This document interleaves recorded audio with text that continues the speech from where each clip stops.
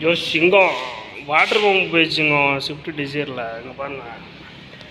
இதுதான் water pump ஸ்விஃப்டோட இது Swift desire diesel engine.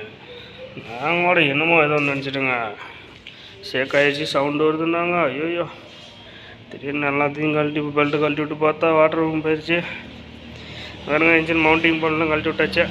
Engine bed கழட்டி விடணும் வாட்டர் பம்ப் கழட்டுறதுக்கு முன்னாடியே. பாருங்க அடியில் சேஸு ஒரு ஜாக்கி வச்சாச்சுங்க.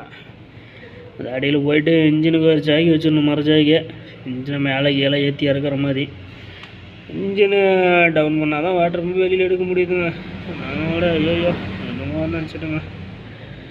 இன்ஜின் அப்புறம் அப்படியே கொஞ்சம் கொஞ்சமாக டவுன் பண்ணாலும் வாட்டர் பம்பு வெளியில் வருது. பார்த்தீங்கன்னா பாருங்கள் ஃப்ளைவீலில் அலன் கீ போட்டு லாக் பண்ணிக்கிறேன் தெரியுதுங்களா.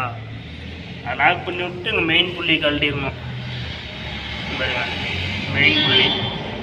மெயின் புள்ளி ஒரு 4 போல்டு வரும்.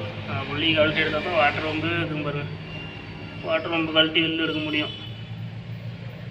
ஆமாடா என்னன்னு நினச்சிட்டுங்க. இதெல்லாம் கழட்டினா தாங்க வாட்டர் பம்பு வெளியில் வருது.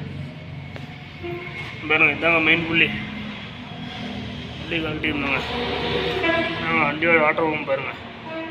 ஐயோ நான் கூலண்ட்டை மெயின்டைன் பண்ணாதல்லைங்க. பாருங்கள் எல்லாம் பாருங்கள் எவ்வளோ ரெஸ்ட்டு பாருங்கள். கூலண்ட்டை மெயின்டைன் பண்ணால் தாங்க கரெக்டாக இருக்கும். எல்லாம் வாட்டர் பம்பெல்லாம் இப்படி தாங்க கம்ப்ளீட் ஆகும். பாருங்கள் ஃபுல்லாக ரெஸ்ட்டுங்க. பார்த்து சப்ஸ்கிரைப் தட்டி விடுங்க.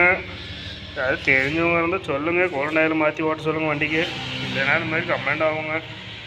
பார்த்துக்குங்க. கவனிக்காமல் ஓட்டிடாதீங்க. அப்புறம் 8 கேஸ்கட்டு போகும், இன்ஜின் சீஸ் ஆகும், எல்லாம் நடக்கும். டெம்பரேச்சர் ஏறும். பார்த்துக்குங்க. பார்த்து உச்சாராக இருங்க. ஓகேங்க வெட்டுங்களா.